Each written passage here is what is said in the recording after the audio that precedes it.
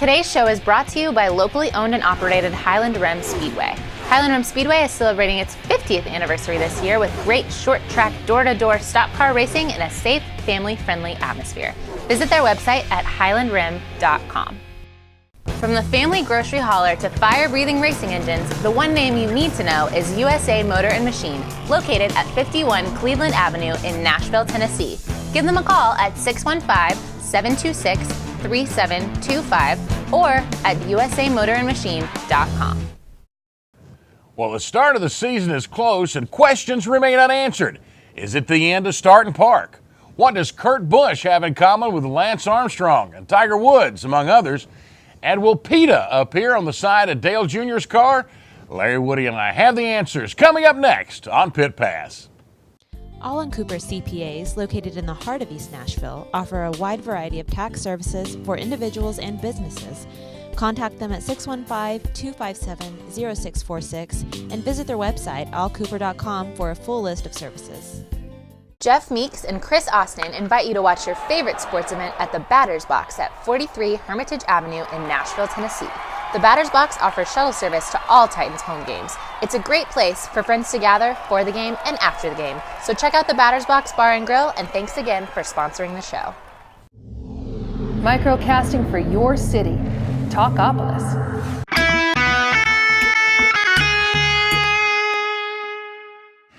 Well, welcome in everybody to this edition of Pit Pass. I'm Joe Williams, along with my idol, the veteran, the expert, Larry Woody. Larry, it's almost time. I'm ready. Fire 'em up. We're getting close. What, two weeks at Daytona and we get the shootout, or whatever it's called this year. Well, and who's the sponsor? Yeah, but a couple of weeks. A couple of weeks and we'll be on the track. But meanwhile, you've got a lot of We've got a lot of stuff to cover because there's a lot of preseason tidbits, I'll call it. Larry used to do little columns when he was with the Tennessean and just hit you with about 18 or 19 little notes that used to drive me crazy. You always had the insight. Trivia. Fans love trivia. Tidbits, trivia. Yeah. Things you might be interested in, but maybe not. One of the things that's happened to Larry, NASCAR has announced this week that they will redistribute the purse payout. They're taking money away from the last 5 spots, moving it up into the field in the payoff. Now, understand that the total purses will increase. However, Larry, those last 5 spots, the money's not going to be as good. It's going to get worse, if you will. The idea is to stop or discourage. And we've seen a lot of start and park cars. Joe, we've seen a lot of the redistribute the wealth philosophy here lately, haven't we? It's not just in racing, is it? No, I understand what NASCAR is trying to do. As you said, they're trying to discourage the start and park guys, the guys who enter a race, make the lineup, go out on the track, and once the race starts, they make a lap, come in, park, get a pretty sizable paycheck. In the case of the Cup Series, you can make about $3 million a year by simply making races through the season. NASCAR is trying to discourage that. I can see both sides, Joe. On one hand, I can understand why NASCAR is hesitant to pay out money to guys who don't race, who simply make the race. On the other hand, I can understand the guys who are driven to start in the park, as Gary Baker, our friend Gary, said he was driven to that in the Nationwide Series, and it's called survival. You know, during these economic times, there are a lot of teams out there who are struggling, hanging on by their fingernails to survive in this sport. Team owners have got a lot of capital invested, and they have bills to pay. You know, they have bills even if they're not racing. Right. So if they're not on the track and don't have some income coming in every week, they can't survive. So the way I look at it, Joe, these people don't start and park because they enjoy doing it. These people are competitive. They're racers. It's got to be excruciating for these guys to come out there and make kind of a farce of racing. They don't really race, as you say. They start the car and then they park the car. So they don't do it because they enjoy it. They do it for survival. And I can see both sides of the issue. I guess as long as the guys if NASCAR doesn't change the rules and the guys are starting and parking under the rules, I guess more power to them. Now, what NASCAR is doing is what you said. They're trying to discourage this by taking away some of that lucrative money you can get by going to a racetrack and not racing. Well, the big risk to start and park is not the race itself. The big risk is getting through the practice, getting through the qualifying, making the race. Once you've made the race, you've made your money. Your risk, if you will, is over. You're in. kind of a disappointment, if you will. And I'll go back to times at the old fairgrounds when we would have literally 40, 43, 45 cars to start a local race. Larry, a lot of these guys who started 38th, 39th, 40th went in knowing that they weren't going to win this race, but they stayed out there because through attrition, etc.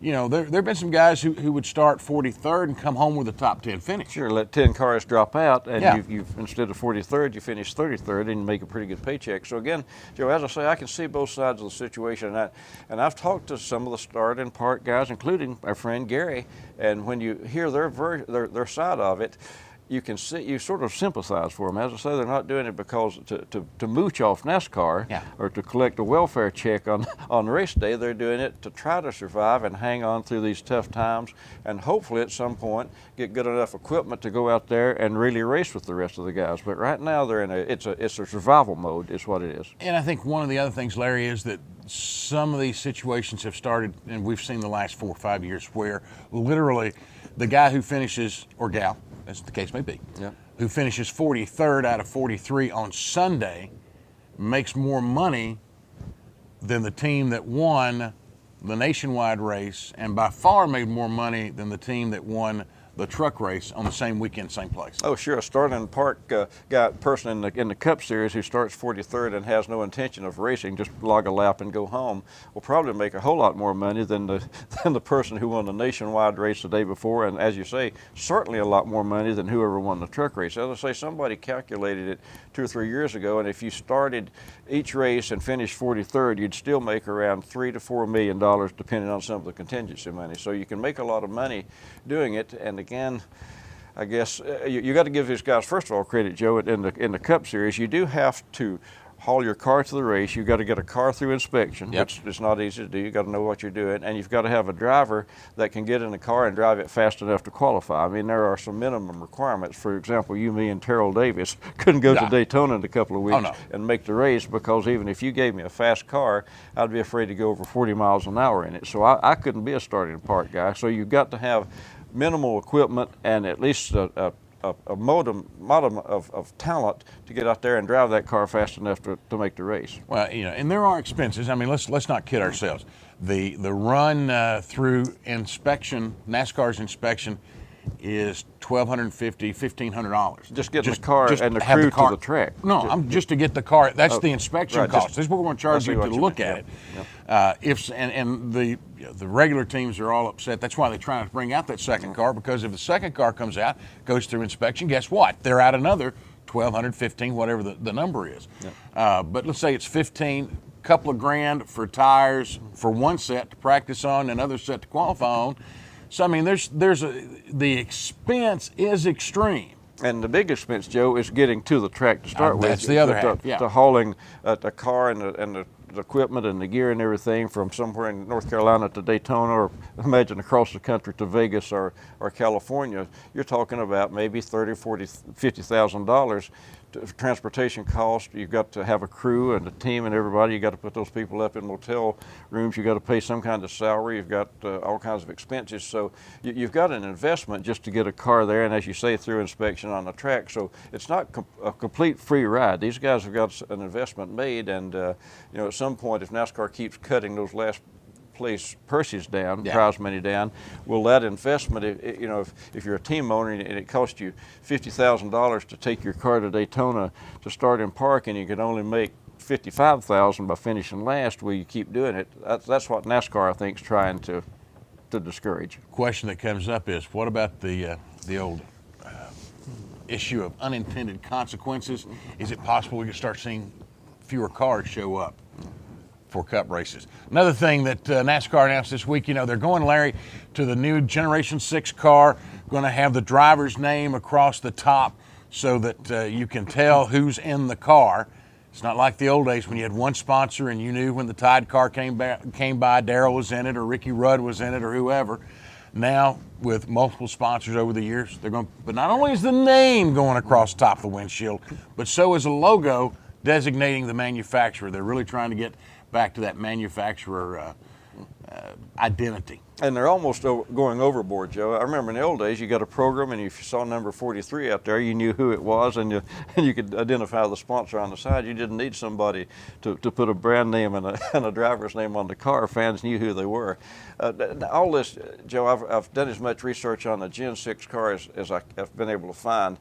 It seems to me like it's mostly cosmetic. It's mostly appearance sake. Sure. And NASCAR is trying to get back to make stock cars look more like stock cars. Now, you know, some of the ramifications, there will be some changes in aerodynamics. So it's easy for me to say aerodynamics on the track, because they don't match up with other cars like they did in some of those drafts. Good coffee this morning, huh? Yeah, great coffee.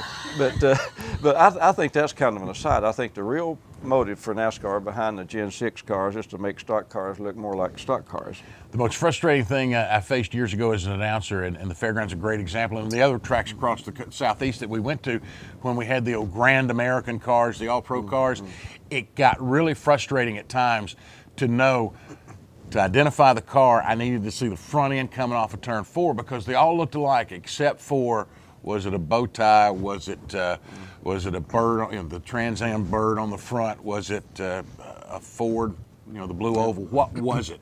And that was the only way you could tell, literally. And that was frustrating as an announcer. And also, Joe, a good example was the old IROC series, where Sure. they drove the identically prepared cars, and then the cars would be tested, set up, and everything, and then the drivers would simply draw for them, and you might get that car, that car, that car. And it's supposedly, it was supposed to make the racing about the driver instead of about the car. NASCAR, Joe, in the old days, you know, they used to say you win on Sunday, you sell on Monday. I'm just not sure that fan loyalty is there anymore to brand names. You know, NASCAR put out a press release the other day saying in the old days fans would sit up in the grandstands and cheer for Fords over Chevys, and if a driver changed models.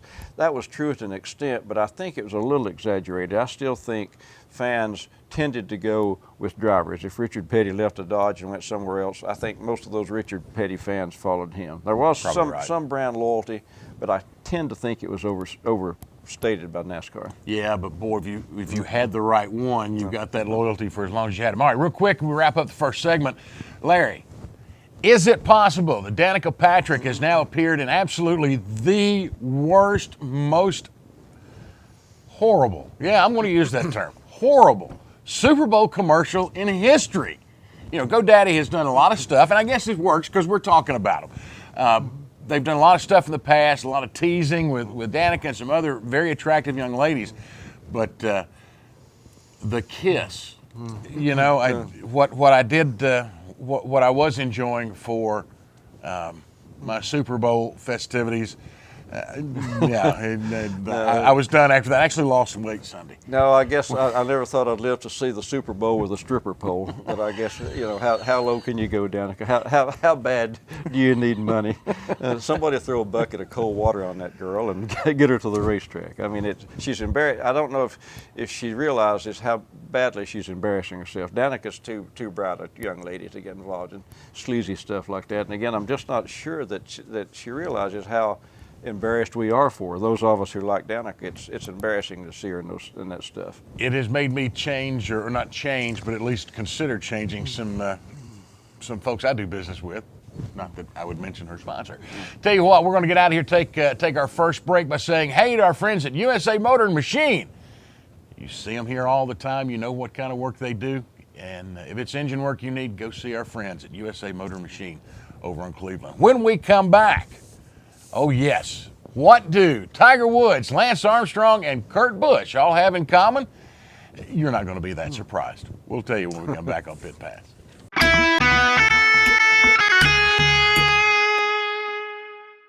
From the family grocery hauler to fire-breathing racing engines, the one name you need to know is USA Motor and Machine, located at 51 Cleveland Avenue in Nashville, Tennessee.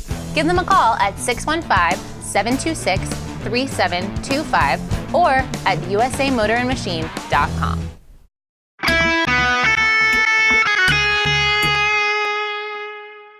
Welcome back, everybody, to Pit Pass. Joe Williams and Larry Woody. Larry, good things are happening here as we get ready to go to Daytona. NASCAR this week will do their 2013 class inductions into the Hall of Fame. Some big names on here: Buck Baker, Cotton Owens, Herb Thomas, Leonard Wood, who A lot of folks do not know Leonard Wood, the father of the modern day pit stop. When NASCAR started going to long races at racetracks, he figured out you've got to get over the wall, get there quick, get everything done.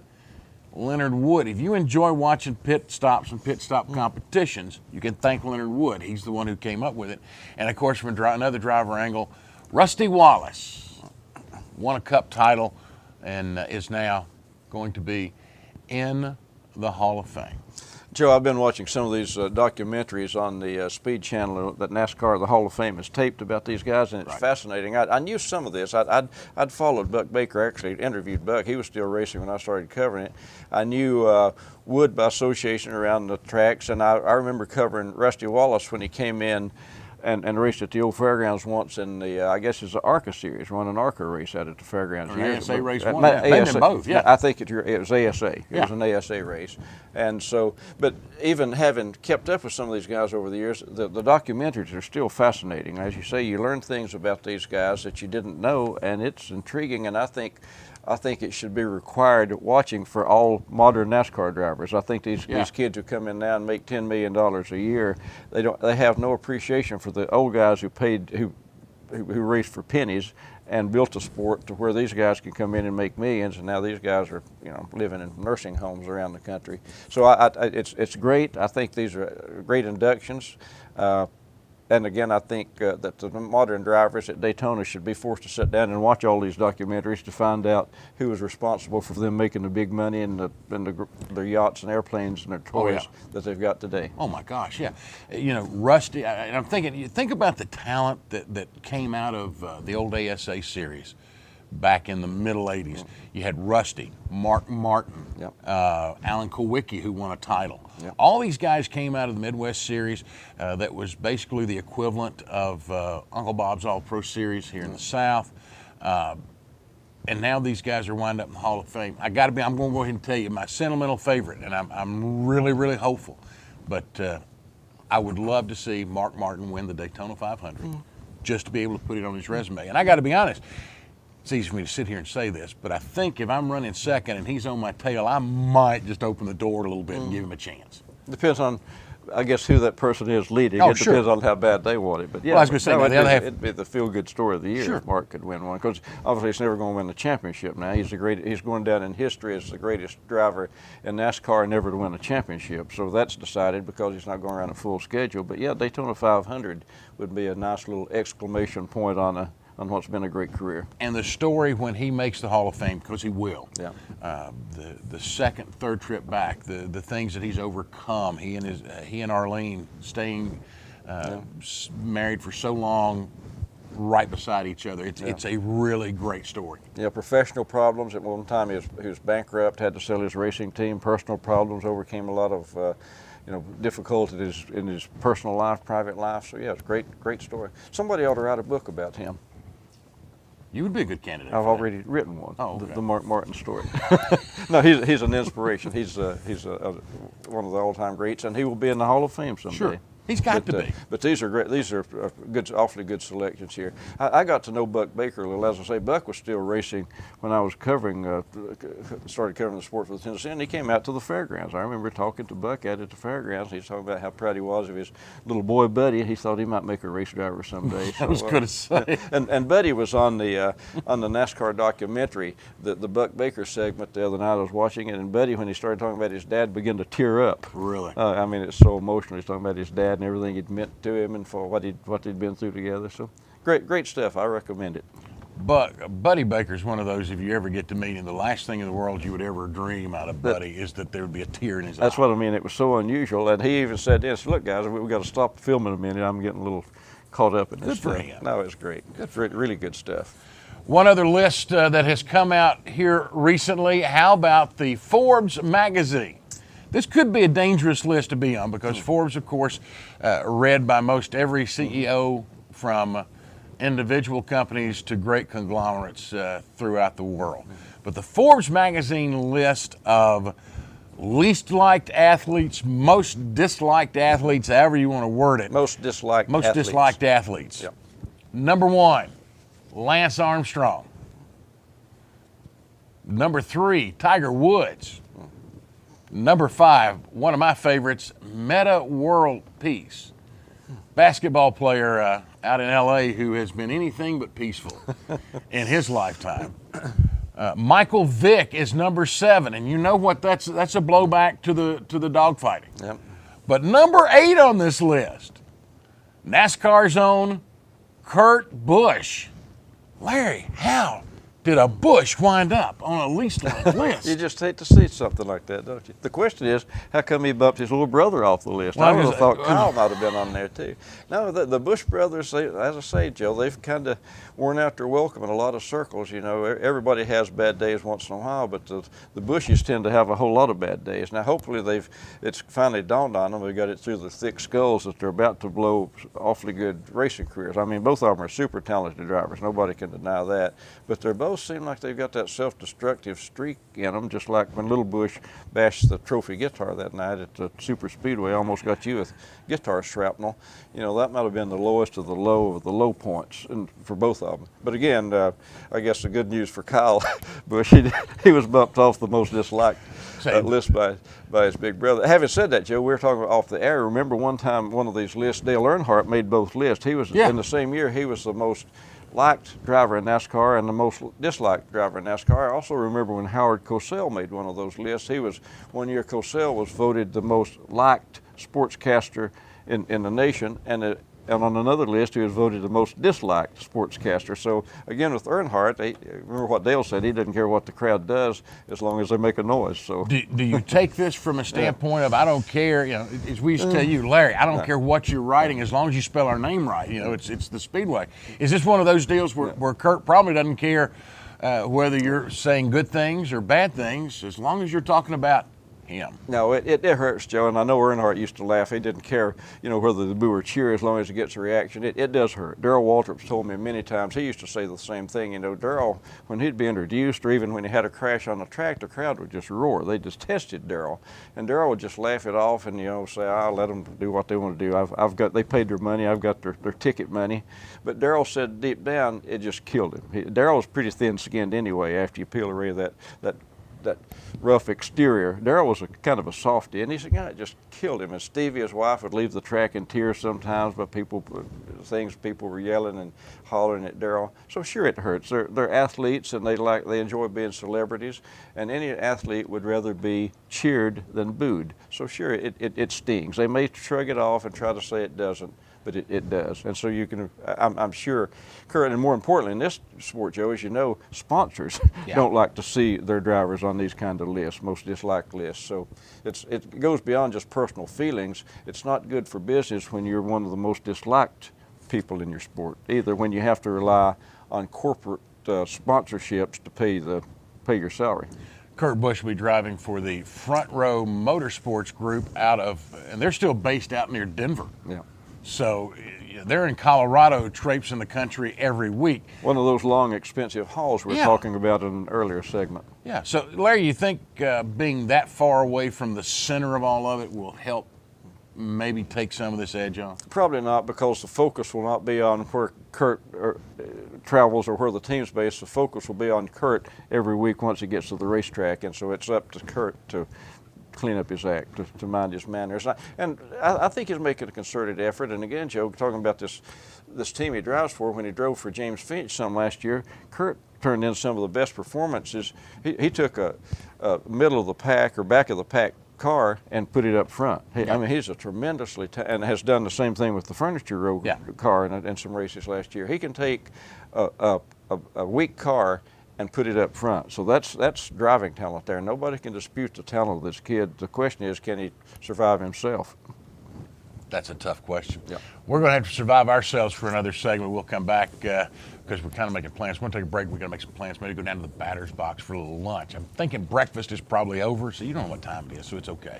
Breakfast is probably over. Lunch is coming up. But they'll do breakfast, lunch, and dinner. That's at the batter's box, Hermitage Avenue, right here in Nashville. When we come back, several things to wrap up and get done as we close out this edition of Pit Pass. Stay with us.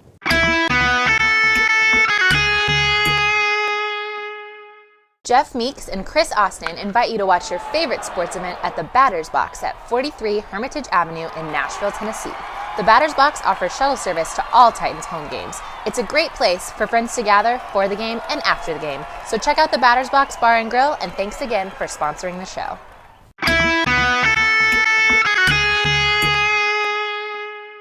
And welcome back, everybody, to Pit Pass. I'm Joe Williams. This is Larry Woody. This is the star of the show.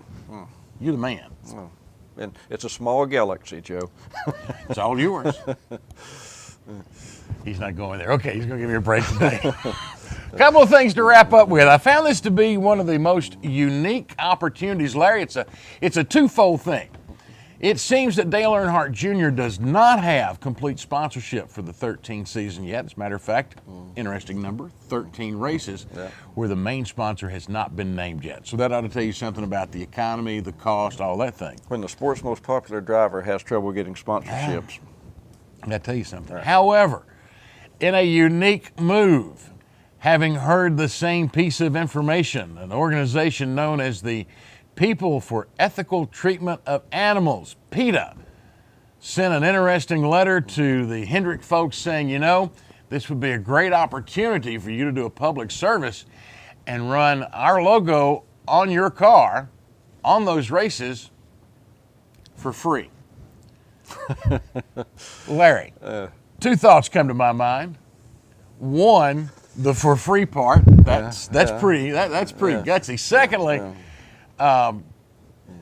with the Earnhardt family tradition of hunting and fishing, PETA, really? That tells you what PETA knows. Now, of course, Junior's not quite the outdoorsman that the old man was, but Dale Sr.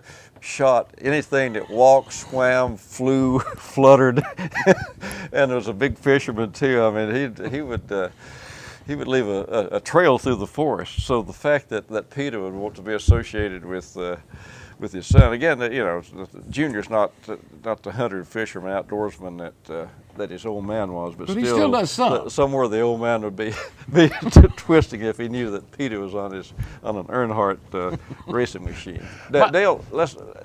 Joe, we're safe to say Dale Earnhardt Sr. was never a member of PETA. Well, you know, I think he probably was a member of the other PETA. That's people eating tasty animals, but that's an entirely different organization. Funny story. Dale Earnhardt, as I say, he was a famous hunter, hunted the world, and he ate what he killed. And Terry Labonte told a funny story. They went elk hunting in Colorado, shot a big elk down in a ravine, and Earnhardt spent all day quartered the elk and carried it out and flew it home and put it in his freezer in North Carolina. And Labonte said, Earnhardt, you don't need to eat the elk. And Earnhardt said, nope, I shot him. I'm going to take it home and eat it. So to his credit, Earnhardt didn't just go out and shoot animals. He shot animals and took them home and consumed them. So that's one thing, I mean, among many things I admired about Dale Earnhardt Sr. But again, I'd be surprised if we see PETA on Junior's car. I just thought it was interesting. I understand there's no comment from the Hendrick Motorsports Group on what may happen there. They've got their own issues coming up. The DuPont line of paints, automotive paints, have sponsored Jeff Gordon since almost his beginning in this sport. Just how much does big business revolve now around NASCAR? That portion, DuPont has sold their paint division, car auto painting division, if you will. It makes the paints. However, DuPont will still be the sponsor, and they're starting their own apparently different type of paint. You'll start seeing that name come up probably the second half of the year. And it's also some kind of automotive finish. And my question, and the one I hadn't been able to find an answer to, is this the end of the Rainbow Warriors? You know, Jeff Gordon's famous, almost iconic red, blue, yellow paint scheme that just dazzled on the track, in which we saw when he ran his first race in Atlanta, you know, and it's become so familiar, maybe the most familiar car in NASCAR. Is that paint scheme over or not? And that's the question I haven't been able to find out yet. Will the new sponsor continue that paint scheme, or is it the end of the rainbow? And so his first race is the last race of '92, I guess, in Atlanta. The end of the rainbow. Yeah. You didn't get it. Well, I got it. I just his first race. Somewhere over. His first race in Atlanta was Richard Petty's last race. We saw here's where I was going to pull it in. Right. You know, most folks think of the modern age of NASCAR starting in '72 with the involvement of R.J. Reynolds. Yeah. Is it possible that the Rainbow era started in 1992. Richard Petty ran his last race. Jeff Gordon ran his first race in the same event. And the Rainbow now has come full cycle, baby. But you're right, it was Neither one of us very called it symbolic. The end of one era, Richard Petty's era, and the beginning of a new era, the Jeff Gordon era. As we look at a couple of last things to cover, do want to say hello to our friends up at Highland Rim. Got to remind you, Highland Rim will be opening very shortly. I want to say it's March 6th is Media Day. March 13th is their very first race.